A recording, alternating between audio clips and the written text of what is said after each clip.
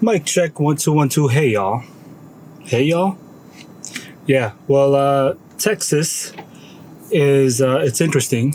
Actually, before we get into Texas, a lot of people, a lot of Christians, call us Seventh-day Adventists a cult. That we don't know our Bibles. That there is no such thing as a Sunday law. Well, on Sunday Law Update, I'm sure some of you guys already know this, but in Texas, they are talking about a bill being passed, a Sunday law bill being passed. It's very interesting, actually. Here, let's take a look. Actually, not just Sunday law, but they do talk specifically about the Sunday law here. This is Texas. They're talking about the Ten Commandments bill. Okay, let's see.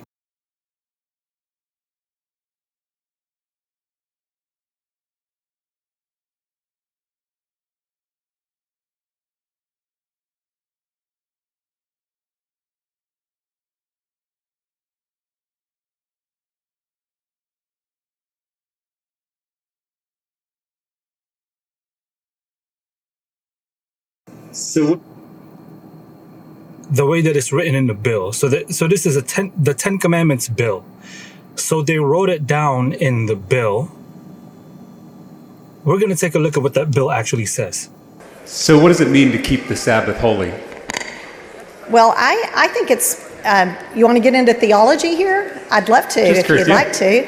I think it's really important that we take a day of rest. I think God, who founded the world, didn't need rest, and yet he took a day of rest after he did creation, and I think he was a good example to us to take a day of rest.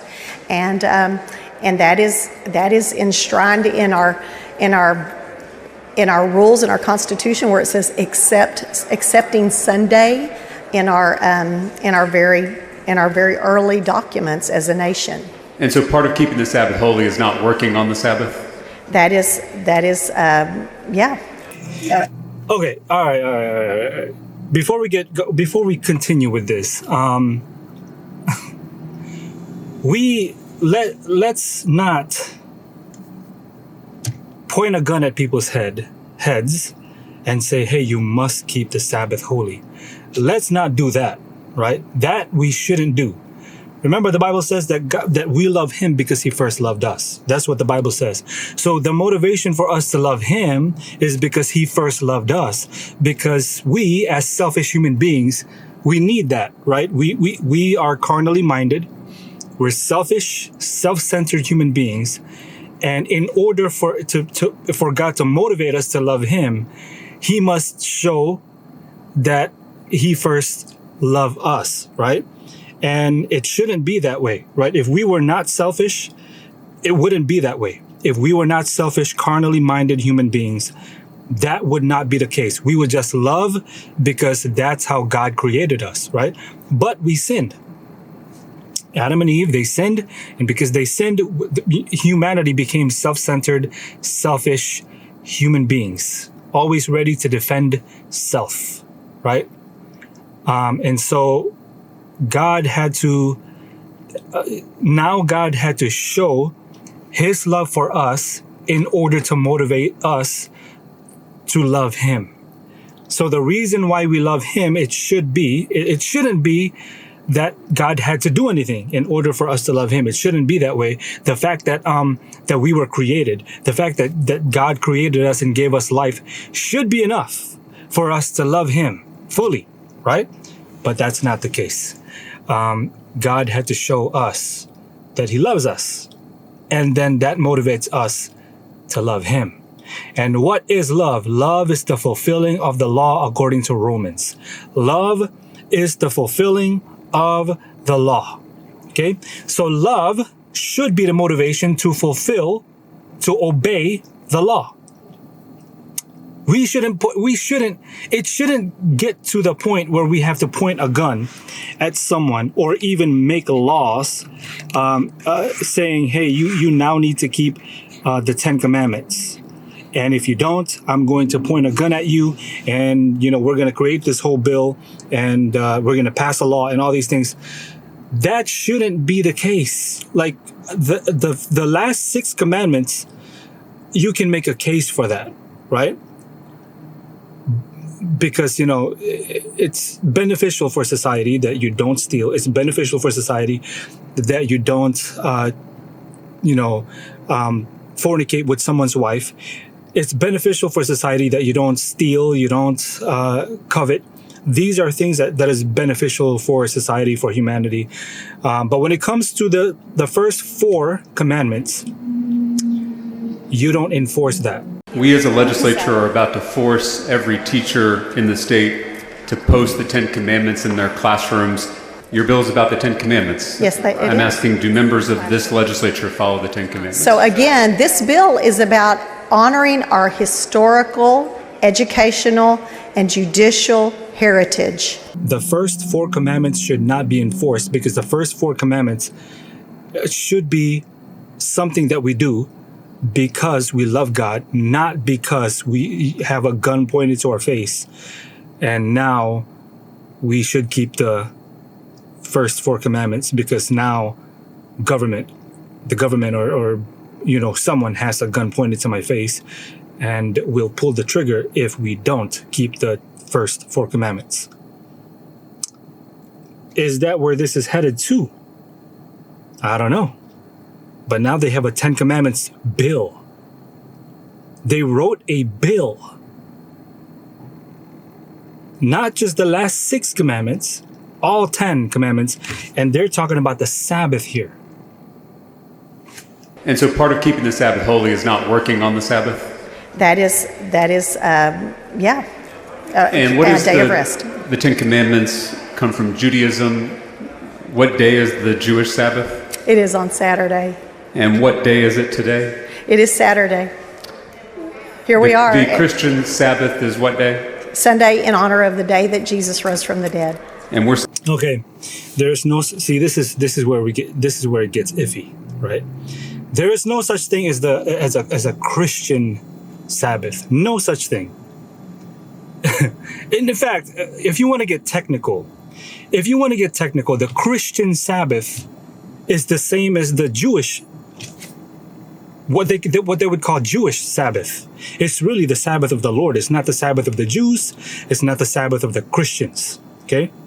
There's no such thing. You cannot find this in the Bible where it says that this Sabbath is the Sabbath of the Jews or the Sabbath of the Christians or the Sabbath of the Gentiles. There's no such thing. There's only one Sabbath. That would be the Sabbath of the Lord, given to us by the Lord himself, written with his own finger, and that day is Saturday, from Friday sunset to Saturday sunset. Okay, from even to even, it says there, from evening to evening, that is the Sabbath of the Lord. Okay? Again, there is no such thing as a Christian Sabbath. That doesn't exist. There's okay, I'm going to get a little bit more, I guess, more technical. If you want to talk about the Christian Sabbath, okay, there's no such thing as the Christian Sabbath. But if you want to talk about the apostate Christian Sabbath,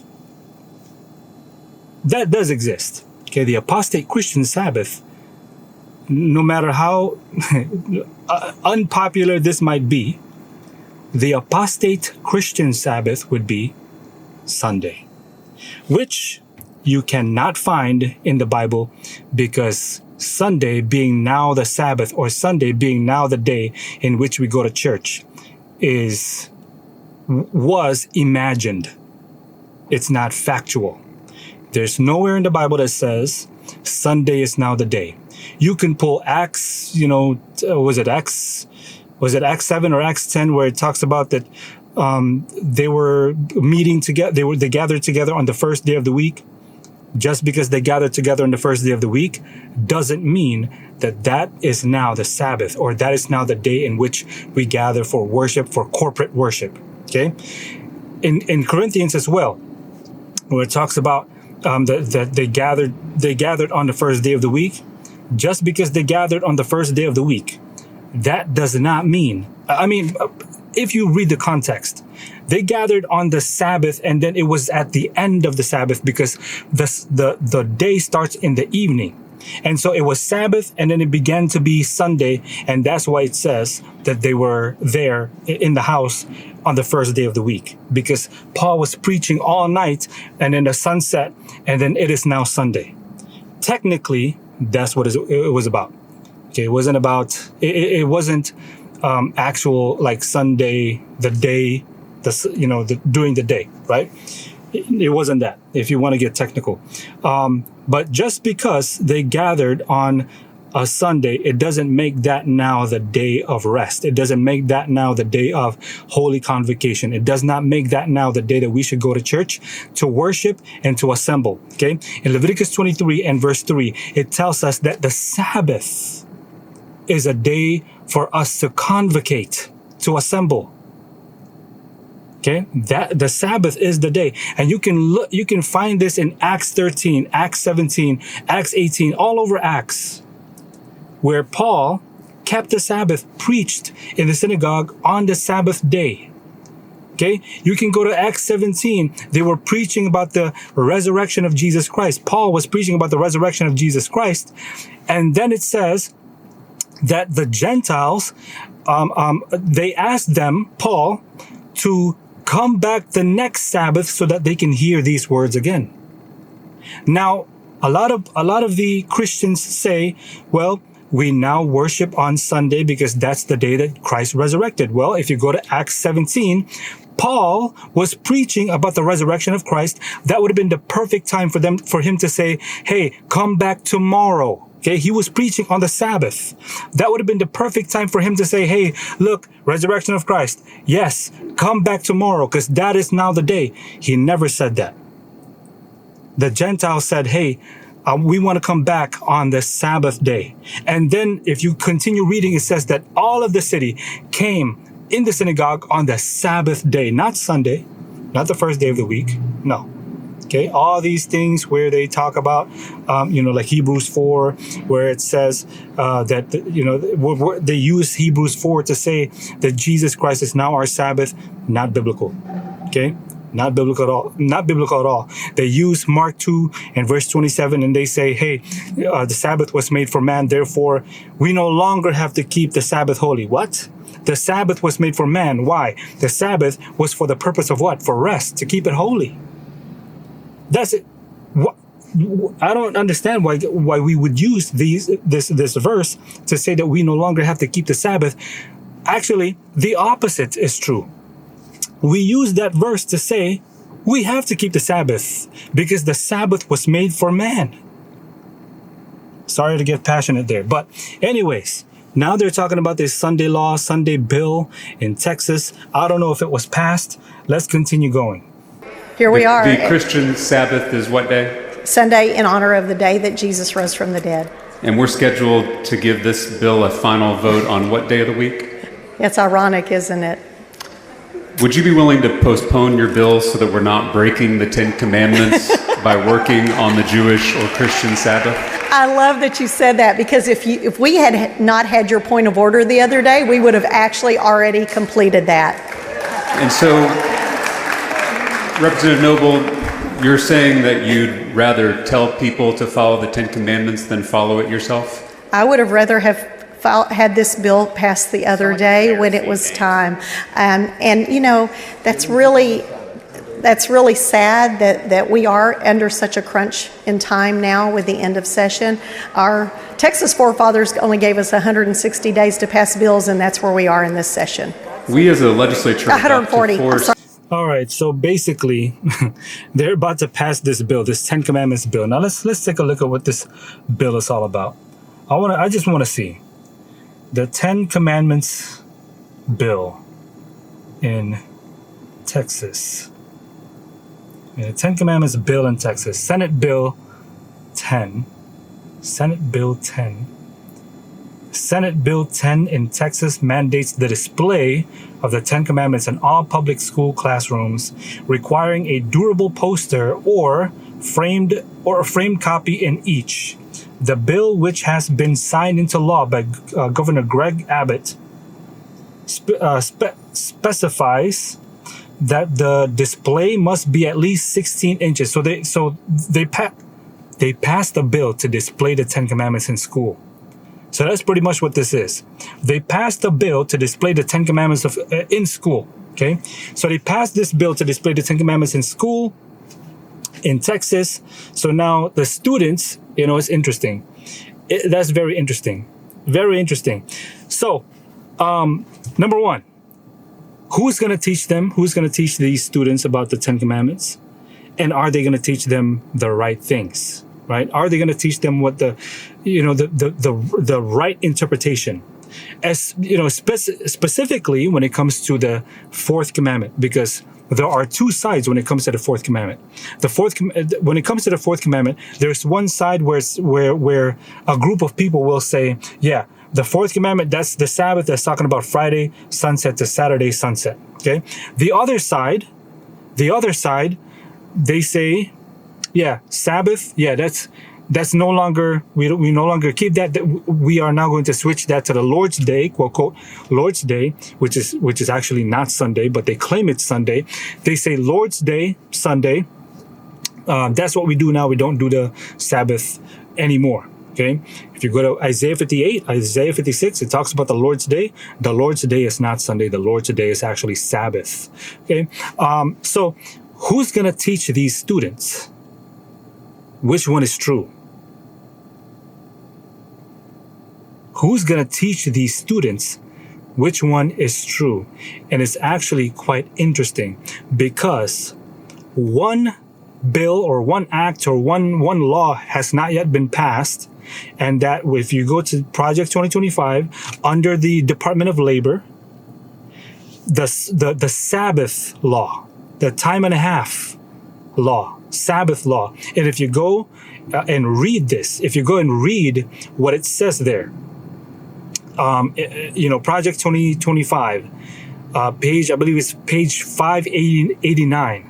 It says that the Sabbath will default to Sunday. So it seems like America is leaning towards Sunday being the Sabbath and not the actual Sabbath, which is Saturday, sunset Friday to sunset Saturday. So now if that's the case, now the kids are being influenced by this in schools. Everybody goes to school, right? See, this is why we homeschool. Everybody goes to school, especially, if you're in Texas, you're going to see these things. And actually, I think they're trying to pass this bill also in, I believe it's in North Carolina. But everybody is going to see this in Texas. Every student is going to see this in Texas. Who's going to teach them this? And now that they have this fresh new bill, who's going to teach them what day actually is the Sabbath? Because for the most part, most Christians think or believe that Sunday is now the day. Why I say it's interesting is because, watch this. So anything to do with disobeying God's law, who is behind that idea? We can say, human beings are behind that idea, the Pope or whatever is behind that idea. But who truly is behind that idea would be Satan himself, the dragon, which we call Satan. Okay. If you go to Revelation 12, you know what it says in Revelation 12? That the dragon, that Satan, was wroth with the woman and went to make war with the remnant of her seed. You know what remnant of her seed means?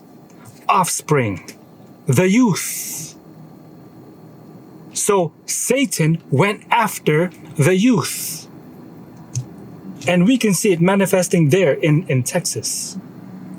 We can see it manifesting in Texas. Satan going after the youth. The youth is where? Where are they normally? On a regular day, on a regular Monday, Tuesday, Wednesday, Thursday, Friday. On a regular weekly cycle. Where are they usually? They're in school. And now these kids are being influenced with this Ten Commandments, which is a good thing. It's a good thing, but it's a good thing only if it is not forced and if they are given the right interpretation and they are given the right day of worship, the right day of rest, the right day of holy convocation. If they are given the wrong day of holy convocation, the wrong day of worship, then it's not biblical. Then Satan would have then twisted the mind of the youth. He went to make war with the woman and the remnant of her seed, offspring. That's the youth. That's what they're doing. Anyways, that's the update for today. The Sunday law update, the Mark of the Beast update. Now, for those of you guys who say, hey, there's no such thing as a Sunday law, there it is. It's starting. It just started there in Texas. Not that they're enforcing Sunday, but they're certainly talking about it. They're certainly talking about Sunday, the Christian Sabbath, quote, quote, the Christian Sabbath. They're certainly talking about it. Even though it's only a poster that goes inside the school for the students to see it, that's just a little crack that Satan can use to now spread this false Sabbath, which is Sunday. Read about it. Read about it. Study it. Study to show yourselves approved unto God. Please read about it. Guys, if you guys were blessed by this content, if you guys are blessed by our content, our documentaries, please like and share. Again, we just want to thank everybody who's been supporting this ministry. If you guys want to keep supporting this ministry, you guys can do so by praying for this ministry and also donating at www.sfp.center/support. It's thanks to you guys that we are able to make documentaries, that we're able to keep this ministry afloat. It's really thanks to you guys. You guys have been the executive producers, those who are supporting, who are donors of this channel. You guys have been pretty much the financial backbone to SFP, that we are able to continue with documentaries and videos like this. So if you guys want to support, please do so.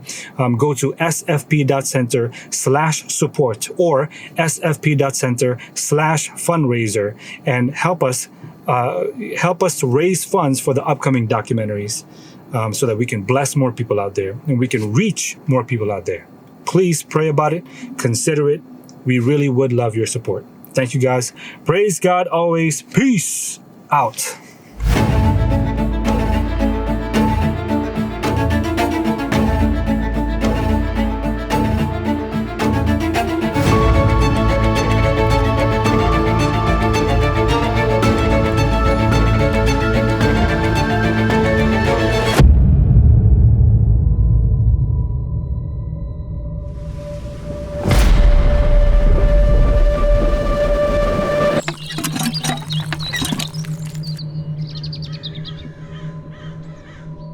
Day of the second coming, it's a loud day. It's a cataclysmic day. The Bible is very clear. There's a period of time where there's no one alive on earth.